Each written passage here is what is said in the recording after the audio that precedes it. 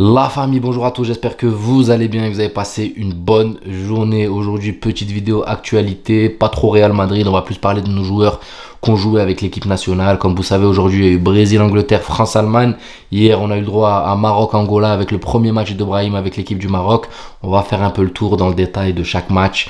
Et je commence directement avec le Brésil-Angleterre. Aujourd'hui, les gars, c'était un match très disputé. On n'aurait même pas dit un match amical, ça allait dans tous les sens. Un match très intéressant à voir. Bellingham contre Vinicius et Rodrigo et le petit Endrick aussi qui s'est rajouté sur ce match et qui a mis son premier but en sélection, même si bon, petite suspicion d'hors-jeu parce que s'il y aurait la VAR, les gars, il y aurait clairement hors-jeu. Maintenant, il a mis quand même son but, son premier but en sélection, c'est tout à son honneur et ça nous annonce clairement le poulet qui nous attend pour la saison prochaine, les gars. Parce qu'à la fin, quand tu vois les quatre qui sont là enlacés, Bellingham, Vini, Rodrigo et le petit Endrick, tu te dis là, la saison prochaine, elle est lancée. Vous m'excuserez les gars si j'ai une voix de merde, si j'ai l'air un petit peu fatigué.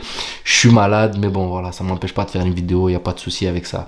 Donc on va revenir un petit peu plus en détail sur ce match Brésil-Angleterre. Vinicius dans une position un peu plus axiale. Et je vais pas vous mentir, j'ai trouvé la position de Vinicius très intéressante. Parce que c'est clairement ce qu'il attend la saison prochaine avec le Real Madrid. Ça nous montre que avec Mbappé, ils peuvent cohabiter parce que là, la plupart des occasions de Vinicius sont parties de l'axe. Vous voyez, il est parti beaucoup sur des appels faits dans l'axe et il y a réussi. Malheureusement, la finition a manqué un petit peu. Mais quand tu regardes dans l'ensemble, voilà, ça n'a pas trop... Quand il voulait partir sur le côté, il y allait et ça se faisait bien. Et quand il voulait partir de l'axe, il y allait et ça se faisait bien. Donc, moi, je suis totalement rassuré pour la saison prochaine avec Mbappé. Je pense que ça va coller. Les deux pourront alterner leur positionnement. Et en plus de ça, tu rajoutes Endrick, tu rajoutes Rodrigo à tout ça, c'est du poulet. Bon, bien sûr que les quatre ne pourront pas jouer ensemble. Mais voilà, il y a du changement, il y a du vivier. Le banc est fourni. Et ça, c'est ce qu'on veut avec cette équipe du Real Madrid. Même si Rodrigo, il a fait du Rodrigo, mais avec le Brésil cette fois-ci. C'est toujours pareil. Il est actif, il a des situations, mais malheureusement, la finition n'est pas au rendez-vous. Mais en tout cas, match très intéressant. Un autre point que j'avais envie de souligner sur ce match, c'est ce duel que tout le monde attendait. Vinicius-Walker, c'est le duel qui nous attend en Ligue des Champions. Les gars, je vais pas vous mentir, hein, Vinicius, sur une accélération, il a cassé les ischios à Walker. Walker, Mskin, une accélération, il n'a pas pu tenir le coup, il n'a pas pu tenir le choc. C'est ironique hein, quand je dis ça, mais je suis sûr et certain, les gars, que ça rentre dans sa tête. Parce que sur une accélération de Vini, et c'est clairement, tu voyais que c'était tous les deux, ils étaient à bout de course, il y avait du 30 km/h dans les deux côtés, et il était clairement dépassé, les gars. Vini, il a mis une pointe, et sur une action juste après, encore, il lui a mis un crochet, il a fait vaciller. Walker était obligé de le pousser pour commettre faute, sachant que s'il y aurait eu la VAR, il y aurait eu penalty. Là, il n'y a pas de VAR, c'était un match amical. Donc, honnêtement, c'est plutôt bon pour le moral de Vini et je pense que c'est pas très bon pour le moral de Walker. Après, bon, c'est des professionnels, ils savent se remettre de ce genre de situation, mais il est quand même rentré dans sa tête. Je veux pas vous mentir, quand tu vois que sur la première accélération, tu te claques l'arrière de la cuisse là.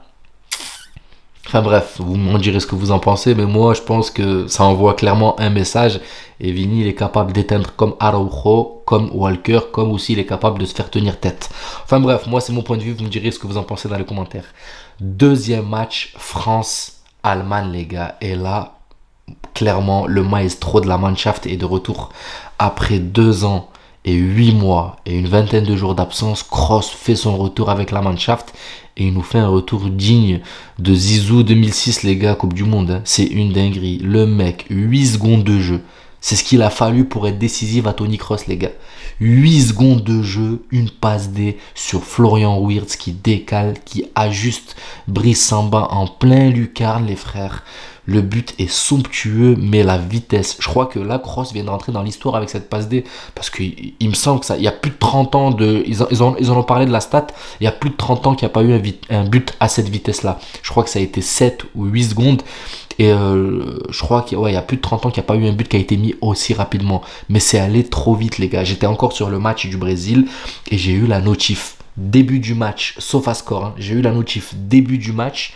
Et une seconde après, je vois 1-0, je dis non, c'est pas possible. Du coup, j'ai commencé à basculer entre les deux matchs jusqu'à que Brésil-Angleterre termine. Et après, j'ai basculé complètement sur France-Allemagne. Mais Kroos, clairement, c'est lui qui tient cette équipe de la Mannschaft là au milieu de terrain. Et quand tu vois que quand il est là, tout tourne comme une horloge autour de lui parce que la jeunesse allemande, c'est une dinguerie, les gars. La Mannschaft, là, ils sont en train de monter en puissance. Il y a beaucoup de gens qui les sous-estimaient pour l'Euro. Mais quand tu vois Musiala, Florian Wirtz, Kimmich, Gundogan, Kroos, c'est une dinguerie le vivier. On est là en train de dire que la France a le meilleur, a l'effectif le plus complet. Excusez-moi les gars, là, ce qui montre Nagelsmann avec l'Allemagne, c'est une dinguerie. Ils les ont clairement, littéralement étouffés les gars. Étouffés. En première mi-temps, les 15 premières minutes, ils ont clairement donné le tempo. Les Allemands étaient largement au-dessus.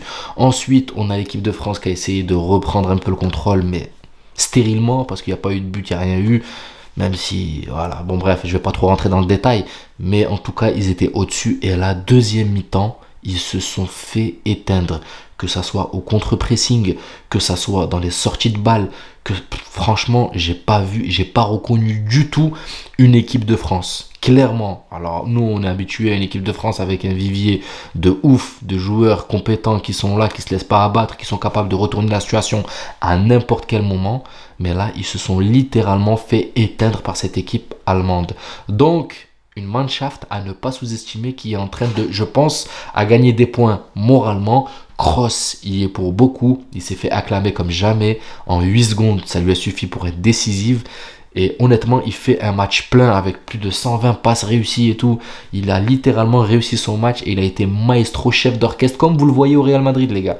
Comme vous le voyez au Real, ça a été la même chose contre la France. Chef d'orchestre, arrière, il regarde, il aère le jeu. À côté, il a Kimmich, Gundogan, qui eux sont là plutôt pour voilà, aller vers l'avant, apporter des balles vers l'avant. Et après, il y a les Wirtz, les Musiala qui sont là, qui s'occupent de la fantaisie offensive. C'est une dinguerie. Moi, cette équipe allemande est clairement à ne pas sous-estimer. L'Euro, je vous le dis, va être monstrueux. Et pour finir, les gars, je suis obligé de parler de Brahim. Brahim, hier, a fait ses débuts, son premier match avec le Maroc.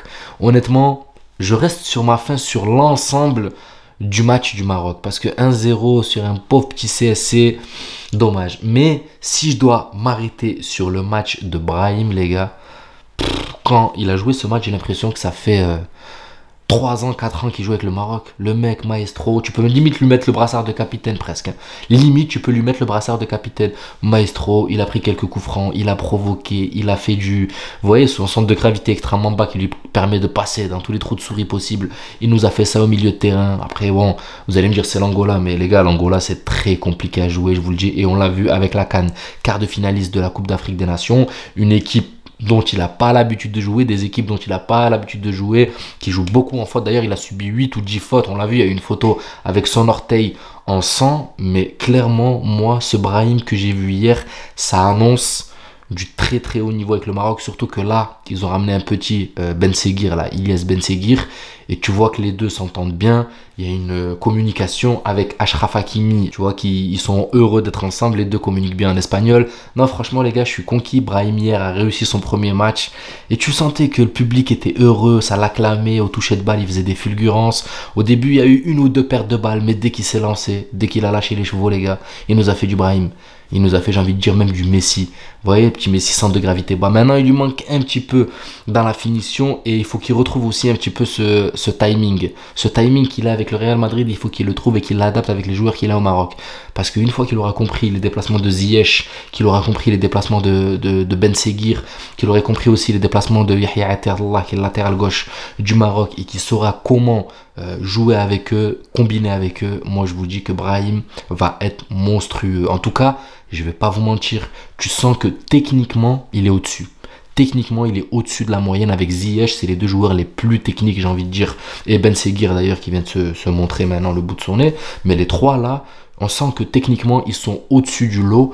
Et ça laisse à... Franchement, il y a du beau spectacle. Il y a du poulet de tous les côtés. Tous nos Madrilènes ont plus ou moins réussi leur retour avec l'équipe nationale, sauf nos Français. Mais bon, il reste un match, il va falloir se reprendre.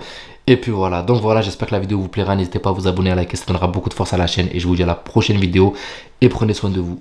Ciao la famille.